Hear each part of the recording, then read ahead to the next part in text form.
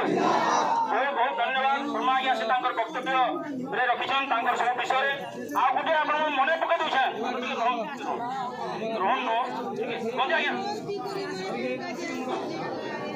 सुन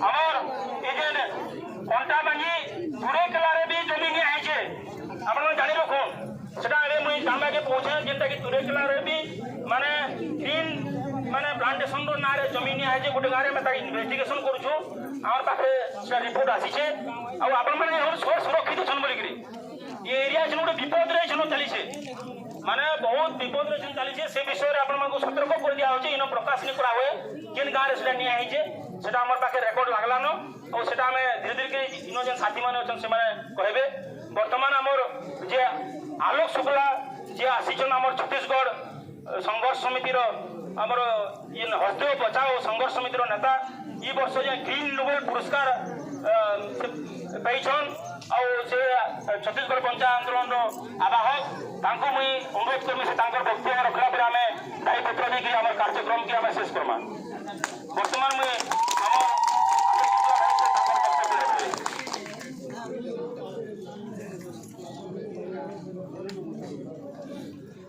जिंदाबाद संगठन के हमारे साथी त्रिलोचन पूंजी भाई, एडवोकेट शर्मा जी, जय सिंह भाई और उपस्थित यहाँ के सभी क्रांतिकारी साथियों को मेरा अभिनंदन है।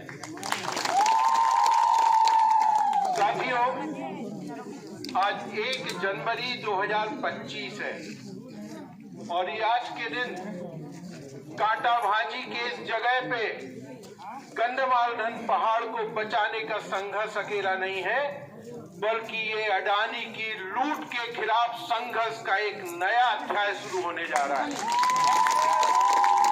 आज का ये संघर्ष पूरे देश में एक चेतना का विकास करेगा कि चाहे वो हसदेव का इलाका हो, चाहे वो गंधमार्दन का इलाका हो, चाहे वो ताराबीरा का इलाका हो, चाहे झारखंड के कहीं भी पहाड़ हो, अडानी जिसकी निगाहें इस देश के तमाम प्राकृतिक संसाधनों पर टिकी हुई हैं, अब ये नहीं चलेगा और अडानी की लूट का खात्मा इस साल इस देश की जनता करेगी।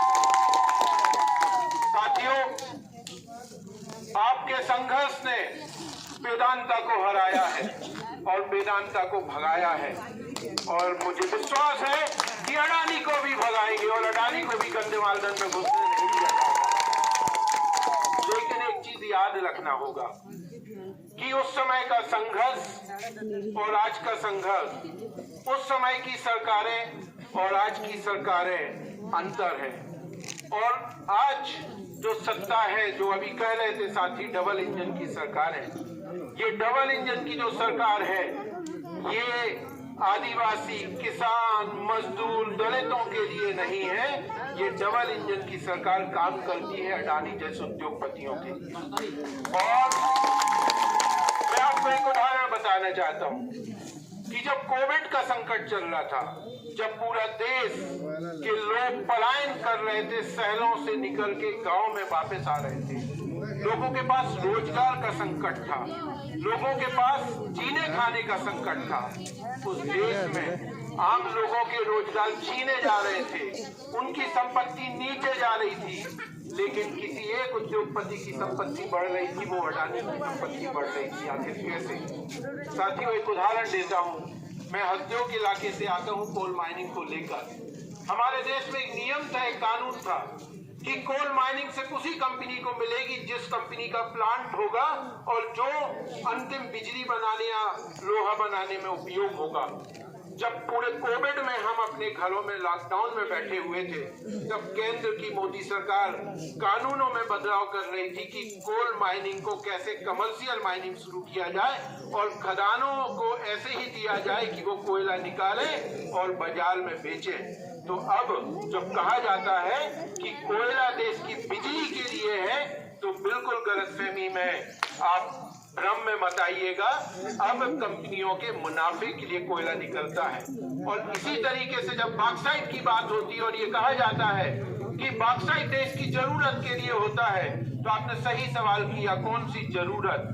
क्या हम सबका जीवन बॉक्साइट नहीं निकलेगा तो नहीं चलेगा क्या? हम सबका जीवन चलेगा। तो सवाल ये है कि बॉक्साइट किसके लिए? ये बॉक्साइट हमारे लिए नहीं बल्कि उद्योगपति और पूंजीपतियों के मुनाफे के लिए, ताकि जो अडानी कंपनी दुनिया का 10वें नंबर का उद्योगपति है उसको पहले नंबर के उद्योगपति बनाने की जो कोशिशें चल रही हैं, और इन कोशिशों में ये दुखद रूप से कहना पड़ेगा कि इस देश के संविधान को, इस देश के कानूनों को उस तरीके से बदला जा रहा है जो अडानी चाहता है। यदि यहाँ पे आप कह रहे हैं कि जमीन के अधिकार पट्टे की बात, चाहे वो व्यक्तिगत पट्टे की बात हो चाहे सामुदायिक पट्टे की बात, हमें याद है इस देश की संसद ने जब ये कानून बनाया था तो ये कहा था कि इस देश के आदिवासियों के साथ ऐतिहासिक अन्याय हुआ है, उस अन्याय की भूल को सुधारते हुए कानून लाया जा रहा है और लेकिन 2018 में कानून लागू हो गया। कितने साल हो गए, आज भी हम पट्टे के लिए हम कहीं ना कहीं भटक रहे हैं। लेकिन अडानी कंपनी जिस जमीन में उंगली लगता है वो जमीन अडानी की हो जाती है। तो संविधान किसके लिए है? अडानी के लिए है या हमारे लिए? ये बड़ा सवाल है और यही फर्क सरकारों में आ रहा है। इसीलिए मैं कह रहा हूँ कि आज की लड़ाई ज्यादा चुनौतीपूर्ण है, क्योंकि अब की सत्ता ज्यादा दमनकारी है, अब की सत्ता ज्यादा बेशर्म है, अब की सत्ता ज्यादा अडानी परस्त सत्ता है।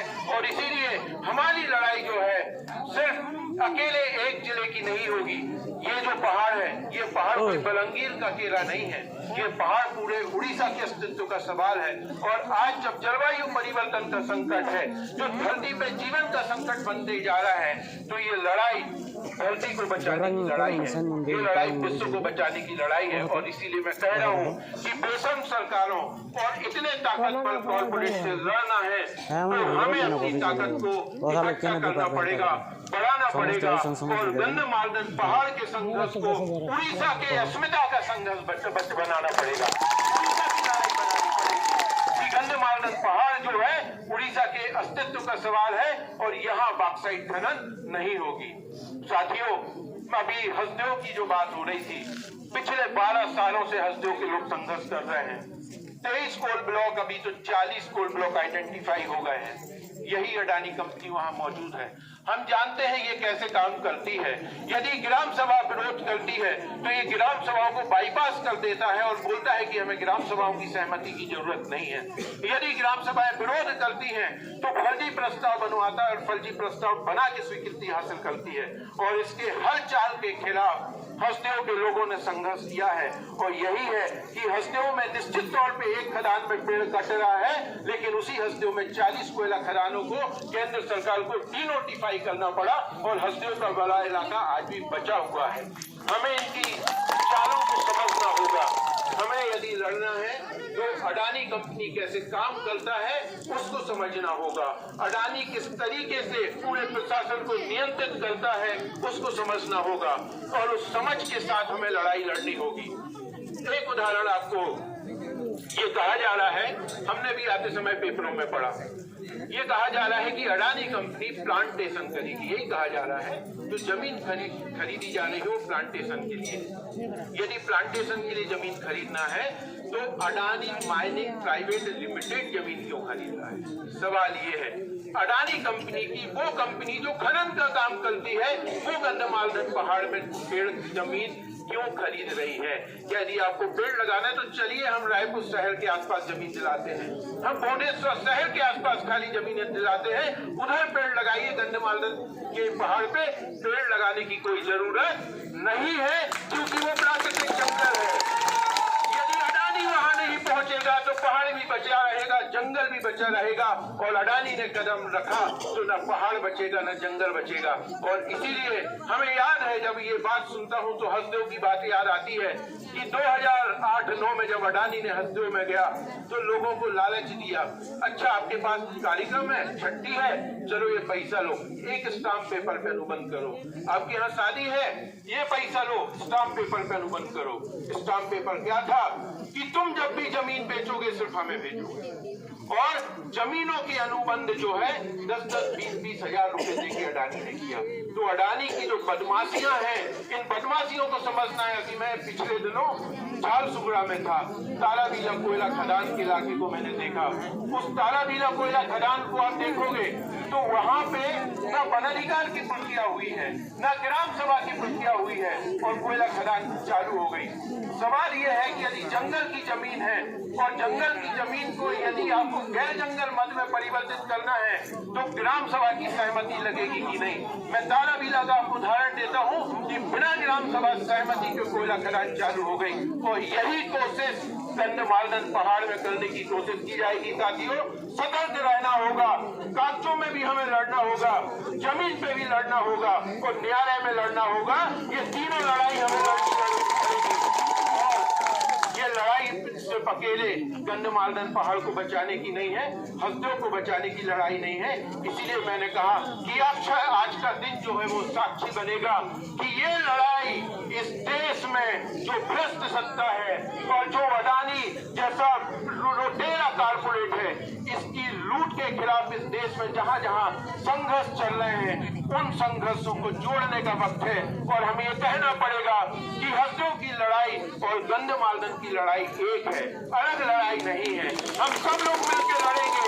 जरूरत होगी तो हस्तियों के लोग यहाँ पहुंचेंगे, हस्तियों में जरूरत होगी तो यहाँ के लोग पहुंचेंगे, मिलकर लड़ेंगे। लेकिन ये संकल्प आज लेते हैं कि गंधमार्दन के पहाड़ में अडानी को घुसने नहीं देंगे। इन्हीं शब्दों के साथ आपके संघर्ष में जिंदाबाद। बहुत बहुत धन्यवाद। आलोक भाई तांकर संघर्ष विषय से कहले, हस्ती ठानु गंधमार्दन पर्यंत जंगल अधिकार आईन विषय से कहले, सब विषय से कहीकि आमर साथ दे बोले आशा करूँ। बर्तमान आउ गोटे जेन कहले जे तुरेकेला ब्लॉक बनबांकी रे जमीन निआई जेनटा कि ग्रीन प्लांटेशन ना रे सेटा भी आमर हस्तगत होइछे, जेनटा कि आमे तार उपरे तदंत